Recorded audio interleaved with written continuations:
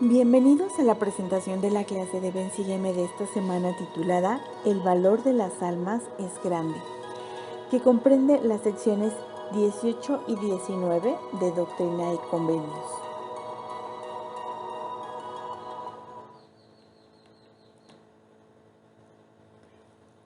Lucy y Martin Harris tenían una de las mejores granjas de Palmyra, Nueva York.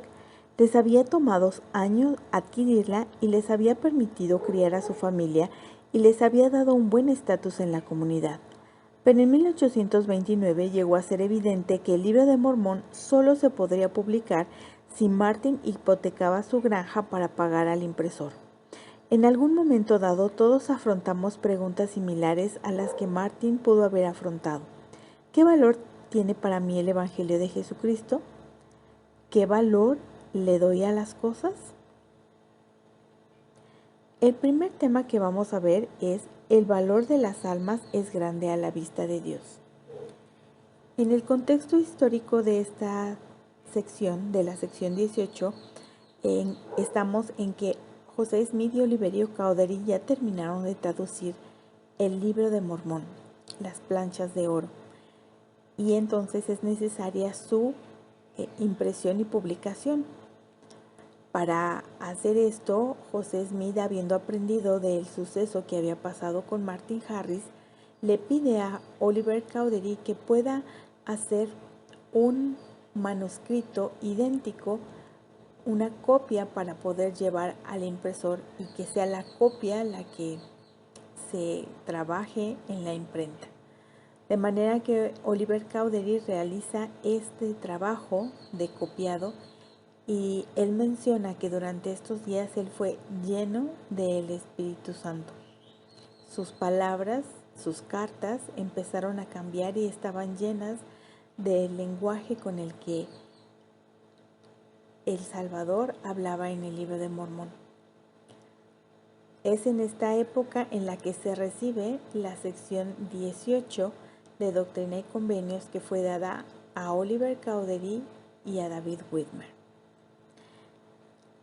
Uno de los temas que encontramos en esta sección es precisamente el valor de las almas. En Doctrina y Convenios 18:10 encontramos que dice: recordad que el valor de las almas es grande a la vista de Dios. ¿Cuál es el valor de un alma? De acuerdo con la guía del estudio de las Escrituras, en la sección El valor de las almas, dice: todos los seres humanos son hijos espirituales de Dios, quien se interesa en cada uno de ellos y considera importante a cada uno. Por ser sus hijos, tienen el potencial de llegar a ser como Él. Por consiguiente, grande es el valor de ellos. El presidente Thomas S. Monson, en el discurso Nuestra Sagrada Responsabilidad del Sacerdocio, que dio en abril del 2006, él dice lo siguiente.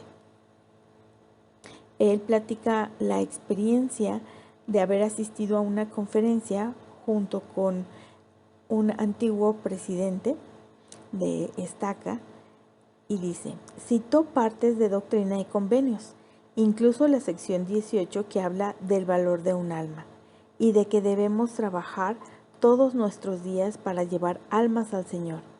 Entonces se volvió hacia el presidente de un quórum de élderes y le preguntó, ¿cuál es el valor de un alma? El atónito presidente del quórum titubeó mientras formulaba su respuesta. Yo oraba en mi corazón que pudiera contestar y finalmente respondió, el valor de un alma es su capacidad para llegar a ser como Dios. El hermano Child cerró sus escrituras, caminó solemnemente y silenciosamente por el pasillo hasta el estrado y al pasar a mi lado me dijo, una respuesta muy profunda. Ese es el valor de un alma, la capacidad para llegar a ser como Dios. La capacidad que tenemos cada uno de nosotros de poder llegar a ser como nuestro Padre Celestial. Por eso es tan importante para Él darle ese valor a través de la expiación de Jesucristo. Y nos preguntamos entonces, ¿cuál es el valor de mi alma? ¿Qué valor le doy yo a mi propia alma? ¿Se la doy de la misma forma en la que nuestro Padre Celestial y Jesucristo le han dado ese valor? En el discurso Un valor inconmensurable, la hermana Joy de Jones nos enseña: el valor espiritual significa valorarnos a nosotros mismos de la misma manera en la que el Padre Celestial nos valora, no como el mundo lo hace. Nuestro valor se decidió antes de que llegáramos a esta tierra. Tal vez el valor de nuestra alma se puede aclarar cuando pensamos: si fuéramos la única persona en el universo, Jesucristo hubiera pagado los pecados, hubiera hecho la expiación solamente por mí. Y cada alma es importante para nuestro Padre Celestial. Sea una o sean millones de almas, Jesucristo dio su vida y realizó la expiación por cada uno de nosotros. ¿Qué puedo entonces hacer para tener en mi vida el poder de la expiación? En la sección 18 y 19 de Doctrina y Convenios encontramos varias de las cosas que podemos hacer para tener este poder de la expiación en nuestra vida y de las cuales Jesucristo habló en primera persona. Algunas de ellas son las siguientes. En Doctrina y Convenios 18:16 dice: porque aquí yo, Dios, he padecido estas cosas por todos, para que no padezcan si se arrepienten. Es decir, lo primero que tenemos que hacer para poder tener el poder de la expiación y vernos como nuestro Padre Celestial nos ve, es usar la bendición del arrepentimiento verdadero, sincero y continuo. Así lo menciona el elder Richard G. Scott. Él dice que el arrepentimiento no es optativo. A cada uno de nosotros se nos ha mandado arrepentirnos e invocar a Dios en forma continua a lo largo de la vida. Esta pauta permite que cada día sea una página impecable en el libro de la vida, una nueva y flamante oportunidad. Él mismo también hace mención de que el arrepentimiento no es únicamente para las personas que han cometido pecados graves, sino para todos en general. Jesucristo, en sus propias palabras, describió qué pasaría si no nos arrepentimos. En el versículo 15 dice: y sean tus padecimientos dolorosos. ¿Cuán dolorosos no lo sabes? ¿Cuán intensos no lo sabes? Sí, cuán difíciles de aguantar no lo sabes. Porque aquí yo, Dios, he padecido estas cosas por todos, para que no padezcan si se arrepienten. Mas si no se arrepienten, tendrán que padecer así como yo. Y entonces viene el otro lado de este arrepentimiento, que es el que dice que en el versículo 13: y cuán grande es el gozo por su alma, por el alma que se arrepiente. Y en la sección 19, en el versículo 17, dice que si no se arrepienten tendrán que padecer como yo. Por un lado tenemos a Jesucristo pidiéndonos que nos arrepintamos para que no padezcamos como Él. Y por otro lado nos dice que cuando alguien se arrepiente, Él siente gozo de saber que la expiación, que el precio que Él pagó, está siendo valorado, está siendo usado por nosotros y no ignorado al no arrepentirnos. En el discurso La expiación y el valor de un alma, el elder M. Russell Ballard nos enseña: No queremos que Dios llore porque no hicimos todo lo posible por compartir con sus hijos las verdades reveladas del Evangelio. Fue Jesús quien dijo: «Y si acontece que trabajáis todos vuestros días proclamando el arrepentimiento a este pueblo, y me traéis aun cuando fuere una sola alma, cuán grande será vuestro gozo con ella en el reino de mi Padre». No solo eso, sino qué grande será el gozo del Señor en el alma que se arrepiente, porque toda persona es valiosa para Él. Toda persona es valiosa porque Él ha pagado por nosotros y porque al arrepentirnos hacemos valer ese arrepentimiento, ese sacrificio que Jesucristo dio por nosotros. En Doctrina y Convenios 18:18 leemos que también el Señor nos dice qué podemos hacer para poder tener el poder de la expiación en nuestra vida. Él dice: «Pedid al Padre en mi nombre, con fe, creyendo que recibiréis, y tendréis el Espíritu Santo que manifiesta todas las cosas que son convenientes a los hijos de los hombres». Él entonces nos dice que otra cosa que podemos hacer para tener este poder de la expiación en nuestra vida es orar. Orar es la comunicación reverente con Dios durante la cual una persona da gracias y pide bendiciones. La finalidad de la oración no es cambiar la voluntad de Dios, sino obtener para nosotros y para otras personas las bendiciones que Dios esté dispuesto a otorgarnos, pero que debemos solicitar a fin de recibirlas. En el discurso también de la expiación y el valor de un alma, el elder Russell Ballard también nos enseña: la expiación tiene un valor práctico, personal y constante. Aplíquenlo en su vida. Esto puede hacerse comenzando con algo tan sencillo como la oración. No es que después estarán libres de problemas o errores, sino que podrán eliminar la culpabilidad por medio del arrepentimiento y vivir en paz. Otro de los consejos que nos da Jesucristo para poder tener el poder de la expiación en nuestra vida es tener fe. En este mismo versículo se menciona que oremos con fe. Tener fe en que podemos recibir las bendiciones de la expiación en nuestra vida.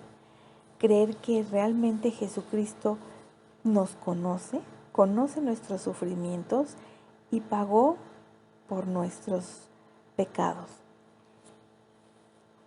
La fe es muchas veces lo contrario de la duda, lo contrario de pensar si es posible que Jesucristo me perdone, dudar si es posible que Jesucristo me conozca, dudar si es posible que Jesucristo pueda haber ya pagado por mis pecados. Entonces el Señor nos pide que tengamos fe en que todas esas cosas Él ya las ha hecho. En el discurso, el punto de retorno seguro, el elder Dieter F. Uchtdorf nos enseña: Satanás tratará de hacernos creer que no se nos han perdonado nuestros pecados porque nosotros aún los recordamos. Satanás es un mentiroso. Él trata de nublar nuestra vista y de alejarnos del sendero del arrepentimiento y del perdón. Dios no nos prometió que nosotros no recordaríamos nuestros pecados.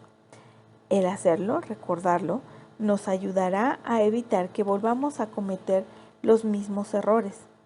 Pero si nos mantenemos leales y fieles, el recuerdo de nuestros pecados se mitigará con el correr del tiempo. Eso será parte de tan necesario proceso sanador y santificador. En Doctrina y Convenios 18:24 encontramos otra de las cosas que el Señor nos pide que hagamos. Dice: así que es preciso que todos los hombres tomen sobre sí el nombre dado por el Padre, porque por ese nombre serán llamados en el postrer día.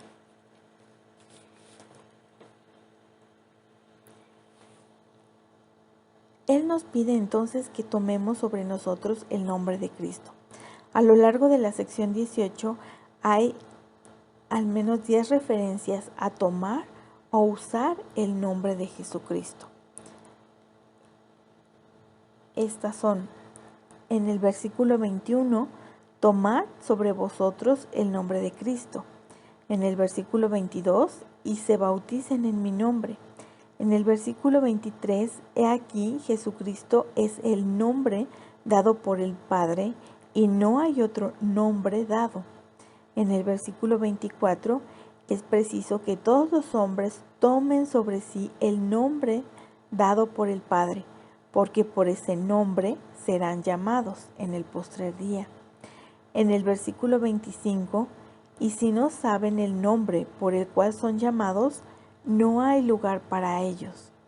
En el versículo 27 dice: los 12 serán mis discípulos y tomarán sobre sí mi nombre. En el versículo 28, en el versículo 27 también dice: desearen tomar sobre sí mi nombre con íntegro propósito de corazón. Y en el versículo 28 dice: y si desearen tomar sobre sí mi nombre con íntegro propósito de corazón, serán llamados a predicar mi evangelio a toda criatura. Y en el versículo 29 dice: son ordenados para bautizar en mi nombre. En el discurso Tomar sobre nosotros el nombre de Jesucristo, el elder Robert C. Gay nos enseña: tomar sobre nosotros el nombre de Cristo significa que fielmente nos esforzamos por ver como Dios ve. ¿Cómo ve Dios? José Smith dijo: mientras una parte de la raza humana juzga y condena a la otra sin compasión, el gran Padre del universo vela por todos los de la familia humana, con cuidado y consideraciones paternales, porque su amor es inconmensurable. Tomar el nombre de Cristo significa que nos acerquemos a Jesucristo y que veamos a nosotros mismos y a nuestros semejantes como Jesucristo y nuestro Padre Celestial los ve. El siguiente tema que vamos a ver es: hacer la voluntad de Dios a menudo requiere sacrificio. En la sección 19, el contexto histórico es: esta revelación le fue dada a Martin Harris específicamente. Martin había prometido que ayudaría a cubrir los costos de impresión, pero se dio cuenta de que para reunir tal cantidad de dinero debía hipotecar su granja. Era una carga enorme para Martin, pero él sabía que ningún otro amigo de José podría ayudarlo con esa cantidad de dinero. Afligido, Martin comenzó a cuestionarse si era prudente financiar el Libro de Mormón. Él tenía una de las mejores granjas de la región. Si hipotecaba sus tierras, se arriesgaba a perderlas. La riqueza que había acumulado durante toda su vida podía desaparecer en un instante si el Libro de Mormón no se vendía. En lo personal, estuve meditando sobre esta situación aún algunas semanas antes de llegar a esta semana y de pensar por qué se le había mandado a Martin Harris hipotecar su granja. Y esta clase habla acerca del valor de las almas. También nos habla del valor que le damos a las cosas materiales, a las cosas que podemos tener en este mundo, que podemos ganarnos con nuestro trabajo, con nuestro esfuerzo. Y toda esta reflexión me llevó a un punto. Somos mayordomos de las cosas que el Señor nos ha dado. ¿Qué es un mayordomo? Un mayordomo es el encargado de la administración de los gastos. Y en Doctrina y Convenios 104:13 dice: porque conviene que yo el Señor haga a todo hombre responsable como mayordomo de las bendiciones terrenales que he dispuesto y preparado para mis criaturas. Y en el 15 dice, y es mi propósito abastecer a mis santos, porque todas las cosas son mías. De manera que en realidad el Señor preparó a Martin Harris, usó sus talentos y dones como mayordomo administrador sabio que había logrado tener una riqueza material para poder realizar este trabajo, para poder realizar el propósito del Señor. El libro de Santos nos enseña que Martin Harris compartió su preocupación con José y le pidió que procurara una revelación para él. En respuesta, el Salvador habló del sacrificio que él hizo para hacer la voluntad de su Padre, sin importar el costo.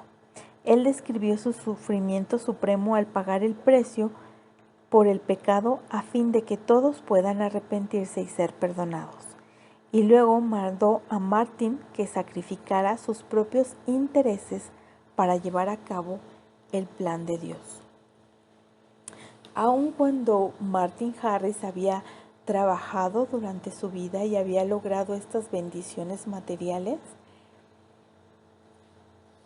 el Señor nos enseña que Él es el dueño de las cosas. Aun cuando nosotros seamos mayordomos sabios o mayordomos bien administrados, las cosas son de Él y aún así Él nos pide que podamos regresar a veces una parte cuando damos nuestro diezmo o que podamos hacer un sacrificio. Es decir, Él reconoce nuestro trabajo, nuestro esfuerzo en obtener las cosas de esta tierra, pero Él también reconoce que no son lo más importante. Y en esta sección podemos encontrar los mandamientos que el Señor le dio a Martin Harris. Le dio varios mandamientos a lo largo de toda esta sección. Primero le dice, te mando que te arrepientas y guardes los mandamientos. Le estaba pidiendo que él aceptara la expiación de Jesucristo. En el versículo 21 le dice, te mando que no prediques más que el arrepentimiento. Normalmente este también fue un mandamiento que se le dio a Oliver Cowdery y a David Widmer. Una vez que habían tenido el libro de Mormón, se nos manda compartirlo y predicar el arrepentimiento. En el versículo 26, Jesucristo también le dice, también te mando no codiciar tus propios bienes, sino dar liberalmente. Aquí es donde el Señor le dice, reconozco que sí son tus bienes, pero eres un mayordomo y te pido que no los codicies para ti, que no los quieras retener, sino que los puedas utilizar en bien de la obra del Señor. Y en el versículo 28 dice, te mando que ores vocalmente así como en tu corazón. Y en el versículo 34 le dice algo también importante. Da una parte de tus bienes, sí, parte de tus terrenos, y todo menos lo necesario para el sostén de su familia. Es decir, Martin Harris no iba a quedarse sin lo necesario para el sostén de su familia. Pero es importante reconocer en nuestra vida qué cosas son necesidades y qué cosas tenemos más allá de nuestras necesidades. El Señor quiere ayudarnos a abastecernos y a satisfacer nuestras necesidades. Lo que podamos obtener con nuestro esfuerzo, con nuestro trabajo, más allá de esto es una bendición del Señor que en algún momento el Señor puede pedirnos o requerirnos. En este caso se la pidió a Martin Harris y Martin Harris estuvo dispuesto a darlo. Es importante reconocer que no solamente el hipotecar sus terrenos implicaba la pérdida de los terrenos. También implicaba la pérdida muy probablemente no muy probablemente, sino la pérdida de su matrimonio, ya que recordemos, Lucy Harris, de hecho, había demandado a José Smith pensando que él lo que quería hacer era robarle a su esposo.